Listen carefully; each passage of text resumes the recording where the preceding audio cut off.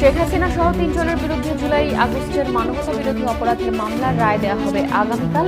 সর্বোচ্চ শাস্তির প্রত্যাশা প্রসিকিউশনের।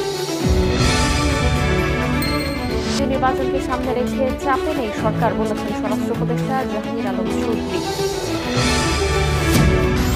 বাংলাদেশের উপর ভারতের দাদাগিরি বন্ধ করে বন্ধুসুলভ সহযোগিতামূলক আচরণের আহ্বান বিএনপি মহাসচিব মোস্তাফিজুর ইসলাম আলমগীরের। 5 দেশের আলেমদের নিয়ে ঢাকায় খাতমে নবুয়াত মহাসম্মেলন। বাতিল থেকে ইসলামের বিধান ফেরানোর আশ্বাস বিএনপির। ক্ষমতায় গেলে কাদিয়ানীদের অমুসলিম ঘোষণা দেবে জামায়াত।